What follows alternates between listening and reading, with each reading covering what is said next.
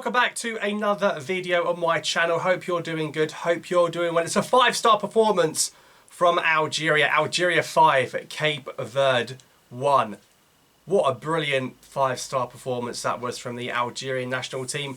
We spoke about in the preview, I certainly said it, how we'd come through the gears quite easily in first gear, second gear, but not fourth gear, fifth gear. We were beating teams, we were winning every game, 1-0, 2-0, 2-1. But I said it's been a while since we thrashed a team like a Tanzania game, like a Djibouti game. 5 goals for Algeria. When is the last time we scored 5? It's definitely been a while, but we've come back to it at the best time. And to be honest, when you see that starting lineup, you expect goals because it's one of the most attacking Algeria lineups you're going to see in a while. And it reminded me of that opening AFCON game against Sierra Leone where we played Brahimi, Mahrez, I think Slimani, so many attacking players, I think one centre mid, and we drew that 0-0.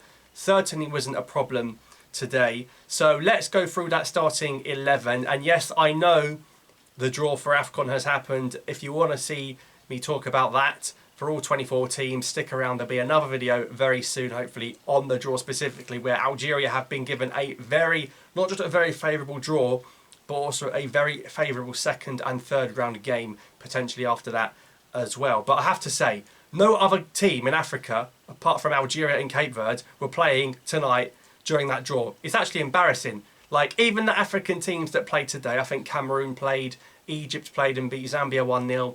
They played earlier in the day, so that the draw happened after full time. Which Muppet thought, I know, let's schedule the game during the AFCON draw? Where the RFA president, the new one, well, it's Saturday, he has to fly over to Ivory Coast. He can't even watch the game we've just won 5-1. He's probably following it on his phone. So why the bloody hell we had the draw during the game was utterly ridiculous. We've known for weeks what the dates were. I mean, surely either play it at 5 o'clock or play it the day after or the day before. There's a reason no other team in Africa was playing, apart from us, during that. That is shocking.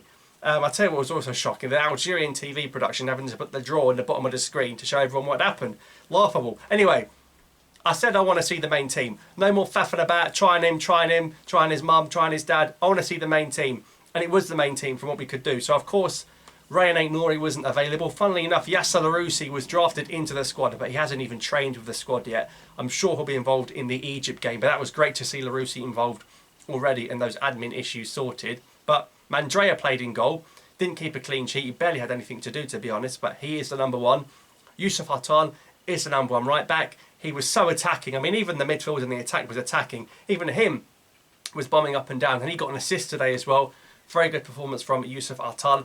Ben Sebaini kept centre-back even with Ait-Nouri out. That tells to me 100% going forward you're going to see Rami Ben Sebaini as a centre-back for Algeria. Not a hope in hell is he going to be at left-back again. Touba played in left-back over Lucif, which I'm happy with, which I totally agree with. That says more about Lucif than Touba, by the way. Lucif, I think, is there because he won a competition in the cornflakes box, not because of his ability. And, of course, Mandy in there for his more passing ability from the back with his defensive duties as well.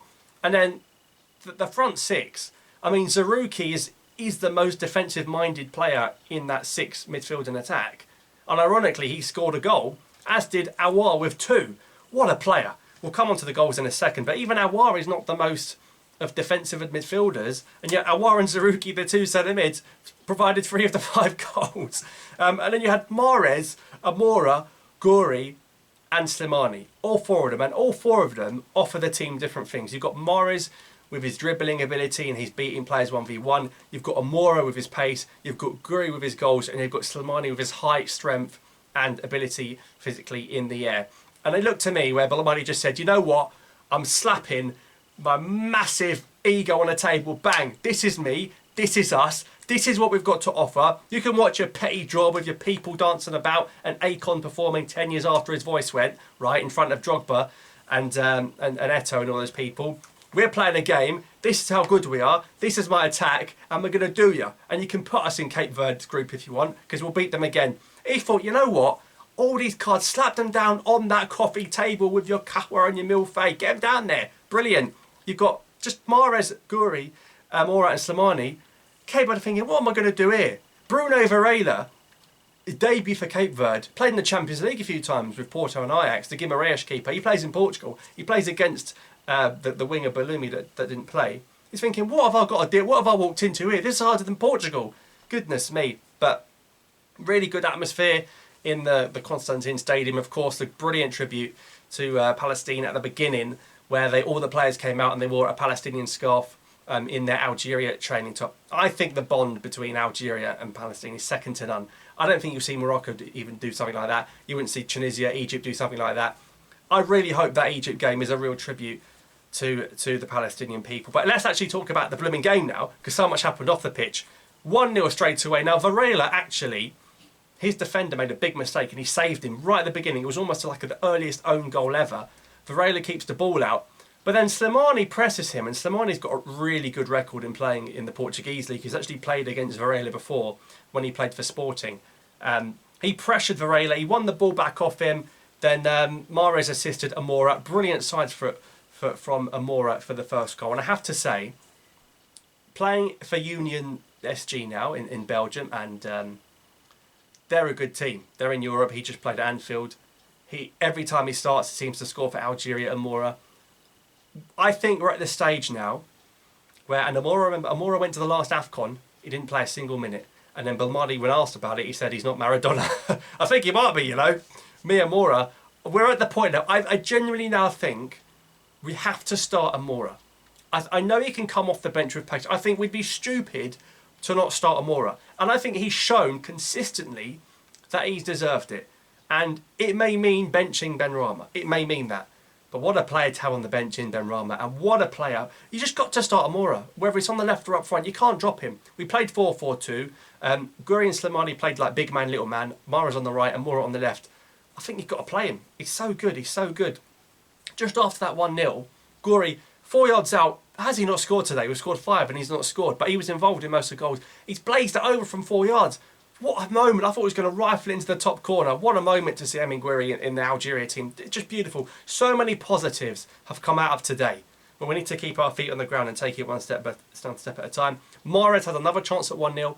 Left foot just over the bar. And then, this is the goal of the day. Forget match of the day. This is goal of the day. Yusuf Atal clips a ball over the top to Hussam Aouar. If you haven't seen it, bloody watch it. Aouar looks up. Varela's coming off. Bang. Would you like some salt on that chip? Because it was beautiful. It was delicious. It was très délicieux. It was, oh my God. I'm thinking, Aouar, mate, it's only Cape Verde. Relax, it's not Brazil. It's his first game. It's Varela's first game. Aouar doesn't give a crap.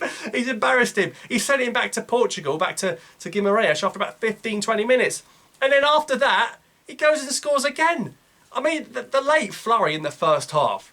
Again, you kind of expect it. Once you get that ball in that attacking third of the field, when Algeria have that many talented attacking players on the pitch, you expect goal returns. Unbelievable. Slimani heads a Mahrez free kick across goal. Aouar heads it in. So he chipped the keeper. He's then beating with his head. It's 3-0. Aouar's got 2. We're tuning into the draw. We're having a bit of cake. We're having a bit of milfay. It's a lovely day. It's beautiful, isn't it? And then Tuba, before even half-time whistle goes, he hits the crossbar. Could have been 4. Could have been 4. I mean, Belmadi, I hope he's telling them, we scored 5 goals today. We should have scored more than 5. But I'm not going to complain about only getting 5. Slimani had a big chance with his feet, but missed it. But feet missed it. I've heard those in sentences a lot with Slimani over the years. And then everyone's kind of watching the draw. It's coming at half-time. We're thinking, right, it's a perfect moment. Bebe and Ryan Mendes come on for Cape Verde. We don't even realise. This is the Bebe that was Portuguese once upon a time, and Sir Alex Ferguson said he was the second coming of Cristiano Ronaldo. Well, he may have been with that finish, but what happened with Mandrea there? Bebe hits it outside the box like it's a 2012 Ferguson team with Patrice Evra and Gary Neville as the fullbacks. What a goal from Bebe. And then soon after that, we calmed the nerves. A bit of sustained pressure from Cape Verde, but Zerrouki, of all people, 2 assists for Mahrez, the second assist for Mahrez. Guri played a part in the goal again. Zerrouki with a good finish. He's been in good form for club and for country, I think. That performance against Atletico Madrid in the Champions League was very, very good from Zerrouki. And then we see Faguli come on. Shaibi come on. See Bouanani come on. Benrahma comes and you're thinking, bloody hell, these are 4 talented quality players that can't even get in the flipping starting 11. Unbelievable. And I'm thinking, Slimani has played the whole game. He's played 95 minutes there. And he didn't look unfit. There's been games for Algeria in recent months and years where he hasn't looked fit. You know, he wasn't playing for clubs, he was moving clubs, he was on the bench. He was obviously playing and scoring for Coritiba in Brazil.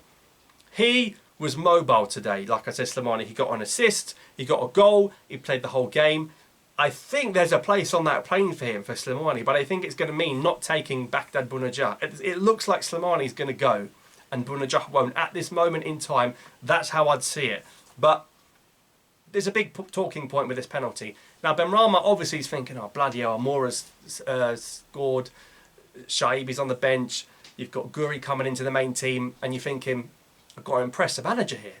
So he's done so well, he's won a penalty, he's picked up the ball. Now, let me tell you about Benny, yeah? Benrahma is the West Ham penalty taker, yeah? This is the champions of Europe, West Ham penalty taker. He's won the pen, even at West Ham, when he doesn't win the pen, he takes them. I can't remember a penalty Benrahma's missed for West Ham. He scored one in the Conference League final, ironically against Cabral, who was playing with Fiorentina, was playing for Cape Verde tonight. He picks up the ball to take it. Bang. Slimani said, what do you think you're doing? How bloody dare you take that ball? I'm taking it. Literally almost snatched the ball off Benrahma. Benrahma's absolutely fuming. And this is at 4-1 in added time. If this is 2-2 in the quarter-final, what's going on here? Does this mean Slimani's going to take it? Now, Mahrez wasn't on the pitch. I'm guessing Mahrez takes it if he's on the pitch. The reason Slimani so desperately wants it is to extend that record, where he already actually is got the record of all-time Algeria goal scorer. So I don't know why he's so hung up on wanting to get more. Maybe he thought his performance should be capped off by a goal. But I did feel for Benny there. I thought Benny had a very, very good game, and he was very hard done by. But Slimani does score of his feet to defy belief, and Algeria defeat Cape Verde 5-1, and that was the story of the match. That performance answered a lot of questions, a lot of positives. You know, Guri, Slimani, Amoura, Zerrouki, Aouar. The back four didn't keep a clean sheet. That was probably what was missing from it overall. But Verde is got quality. And thankfully, we didn't get Cape Verde in the group, although we could get Cape Verde in the last 16 when we go through the draw a little bit later on. So, all in all, Aouar man of the match with the 2 goals. I mean, it's just different level, boys. It's just different level of football. And all those attacking players, I've named 9-10 quality attacking players, and people are saying they want Yusuf Belaili in there. Oh, come on now. Do me a favour, please. Anyway, 5-1. If you're buzzing with that performance, drop a thumbs up on the video. Let me know your thoughts on the performance in the comments down below. Thanks for watching. Subscribe for more. I'll see you next time.